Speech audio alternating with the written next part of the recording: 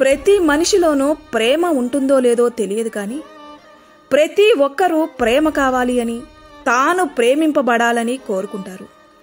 అబ్బాయి అమ్మాయి ప్రేమ కొరకు, అమ్మాయి అబ్బాయి ప్రేమ కొరకు, పిల్లలు తల్లిదండ్రుల ప్రేమ కొరకు, తల్లిదండ్రులు పిల్లల ప్రేమ కొరకు, భార్య భర్త ప్రేమ కొరకు, భర్త భార్య ప్రేమ కొరకు, స్నేహితుల ప్రేమ కొరకు, బంధువుల ప్రేమ కొరకు మనిషి వెతుకులాడుతూనే ఉంటాడు. అయితే నిన్ను వెంబడించే ప్రేమ ఒకటి ఉందని తెలుసా? అదే యేసుక్రీస్తు ప్రేమ. ఈ లోక ప్రేమలో స్వార్థం ఉండొచ్చు, కానీ యేసు ప్రేమలో త్యాగం ఉంటుంది. ఈ లోక ప్రేమలో లోపం ఉండొచ్చు, కానీ యేసు ప్రేమలో పరిపూర్ణత ఉంటుంది. ఈ లోక ప్రేమ నీ హృదయాన్ని గాయపరచొచ్చు, కానీ యేసు ప్రేమ గాయపడిన ఆ హృదయాన్ని సైతం బాగు చేస్తుంది. ఈ లోక ప్రేమను నువ్వు కోల్పోవచ్చు.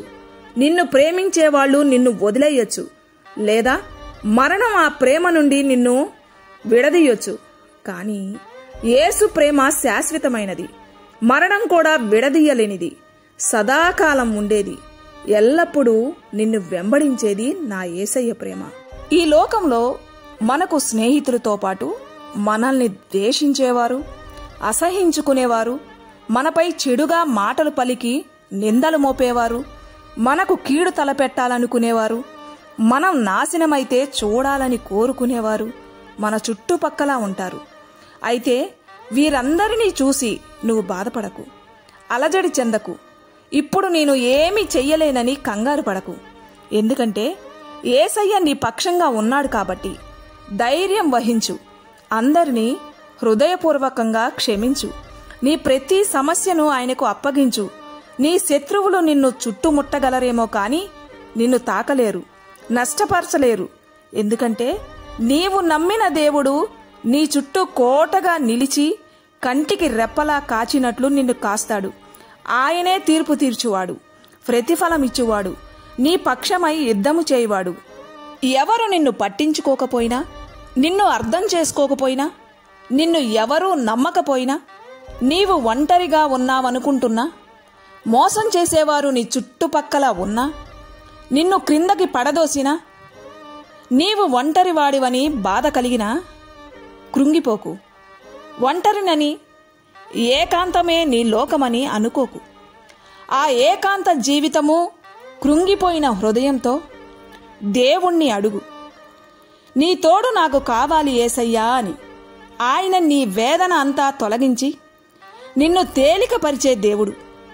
నీ ప్రతి బాష్ప బిందువును తుడిచి సంతోషాన్ని నీ పెదవులపైన ఉంచే దేవుడు. మనుషుల వైపు చూడక దేవుని వైపు చూడు. ఏకాంత జీవితమే నీకు మేలైన జీవితంగా మార్చి ఎవరూ నీ పట్ల ఊహించని స్థాయిలో నిలబడతాడు. నీవు గాఢ అంధకారపు లోయలలో సంచరించినను ఏ అపాయానికి భయపడవు. ఈ భూమిపైన మనిషిగా పుట్టిన నీవు ఏదో ఒక భారాన్ని మోస్తూనే ఉంటావు. అది అప్పు కావచ్చు, అనారోగ్యం కావచ్చు, ఇంకేదైనా కావచ్చు. ఆ భారాన్ని మోస్తూ ఒక్కోసారి మనశ్శాంతిని కోల్పోతూ నీ జీవితాన్నే విరమించుకోవడానికి, అంటే చనిపోవడానికి కూడా వెనకాడవు. అలాంటి పరిస్థితుల్లో నీకు బంధాలు జ్ఞాపకం రావు, అనుబంధాలు నిన్ను ఆదరించలేవు.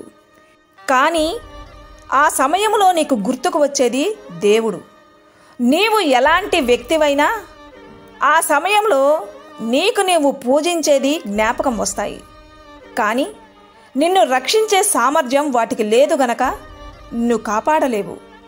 అయితే అలాంటి భారాన్ని మోస్తున్న నీకు నా దగ్గరికి రా, నీ భారాన్ని, నీ చింతను నా పైన వేసి నేనిచ్చే శాంతిని, ప్రేమను పొందుకో అని నీకు భరోసా ఇచ్చే ఒకే ఒకతన్ని నీవు ఎప్పుడైనా గుర్తించావా? ఆయనే యేసు. నీవు చదువుతున్నది నిజమే. ఈ లోకంలో ఆయన దగ్గర పొందలేని ఆదరణ నువ్వు ఎక్కడా పొందలేవు. ఇప్పటికైనా నీ భారాన్నంతా మోసే ఆ శాంతి దూత పైన నీ భారాన్ని వేసి ఆయన ఇచ్చే ఆదరణ పొందుకుంటావో, నాకొద్దంటూ నీ జీవితాన్ని అశాంతితోనే ముగిస్తావో ఆలోచించుకో. లే మిత్రమా, నాకు ఎవ్వరూ లేరు అనుకొని బాధపడకు. నిజమైన దేవుడు ఎవరో గుర్తించు. ఆయన్ని నమ్ముకో. నీ చింత యావత్తు ఆయన మీద వెయ్యి. నీ భారమంతా తేలికవుతుంది. నీ మనసంతా ప్రశాంతంగా ఉంటుంది. ఎనలేని ప్రేమ ఆయన దగ్గర నుంచి లభిస్తుంది. ఈ లోక ప్రేమలన్నీ కూడా మోసమే. విశ్వాసముంచు మిత్రమా.